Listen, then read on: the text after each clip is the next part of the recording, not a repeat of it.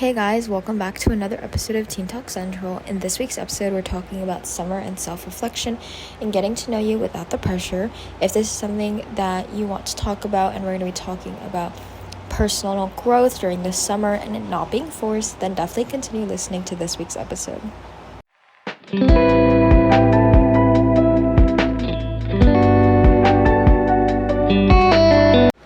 Okay guys, it's Mia. Welcome back. So today we're going to be talking about how to use this slower pace of summer to better understand yourself without turning it into some stressful self-improvement project. So obviously, as always, we're going to get into the psychology behind it. There is the self-concept development where it's basically how teens form identity through reflection. So without reflection, you're kind of not becoming your own self. And you reflect, honestly, subconsciously most of the time. But sometimes if you force it as well, it can help you kind of figure it out. Next is journaling and emotional processing. It's why writing or quiet time helps with clarity. And it's kind of the idea that why do people journal? It's because they want to reduce the clarity in the headspace. And then there's a default mode network, or DMN. It's the brain's resting mode where self-reflection just naturally happens during downtime. So that might be, thinking about the past or mistakes that you made and how you want to fix them. And most of these are subconscious. Also, if you can hear a fan in the background, it's because I'm currently in Boston and it's really, really hot. And I need something to keep me cool. So let's start talking about why does summer feel weirdly perfect for reflection? Well, obviously, we've talked about this before. It's less structure and it equals more mental space. It gives you more opportunities to reflect and to give yourself more time to actually take action. And boredom can actually spark self-reflection because if you have nothing to do, you're going to want to figure out what to do and something to think about. And then usually it just, with the default mode network ideology, you just start doing and thinking about things that you've done in the past, and that could spark self-awareness or things that you've thought about. And then let me tell you what reflection is not.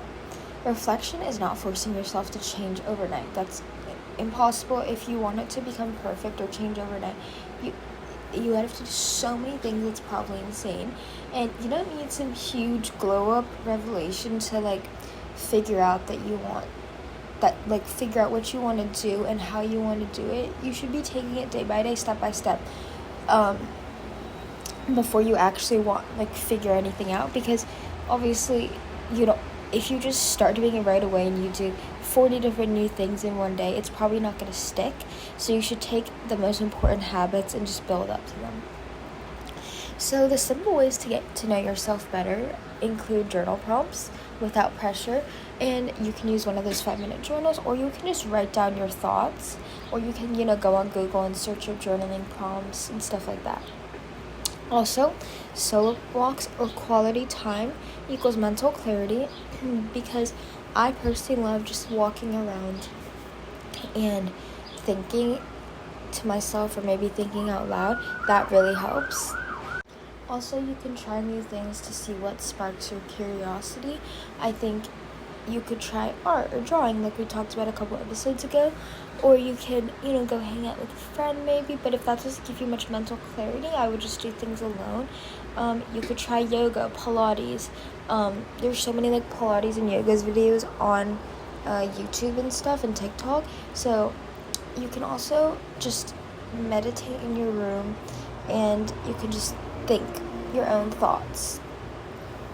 And there's a difference between reflecting and overthinking. It's how to avoid spirals into self-criticism. Reflection isn't just about understanding. Reflection is about understanding and not judging. So you have to understand why you do certain things, and you can't judge yourself for the things that you do, but instead you have to think about how you can change those habits to then become a different you, or change your personality, or change whatever you want to change. But you can't be telling yourself that you're an awful person and stuff like that. You have to think about what are the next steps I can take to change the habits. And I think a lot of people might end up spiraling a little bit, because from personal experience, sometimes when you are self-reflecting, it's really hard to kind of tell yourself when to stop, especially once you get like started and you really start to go down a rabbit hole. But I think you have to remember that you're the only person who can really control what you're thinking about in that moment, and what influences your thoughts.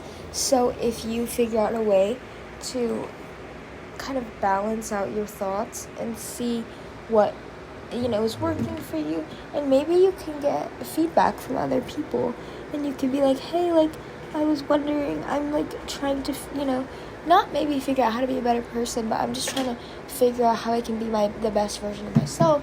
What do you think? And usually people give pretty good feedback. And then, if your reflections feel heavy or negative, it's always okay to just pause and come revisit them later, because obviously you shouldn't feel like you have to do it all at once. And that's really important. And another thing that you could think about is when you're doing that activity, the new activity, try a new hobby, but you don't have to be good at it, and just explore what lights you up. Because if it's not something you enjoy, then don't do it, obviously, because it's just not possible to try everything and feel good. But if you try a couple things and kind of toss around, and then you see what you're good at, it will make you have a lot more fun, at least in my experience. And reflect on how things make you feel, not how they make you look.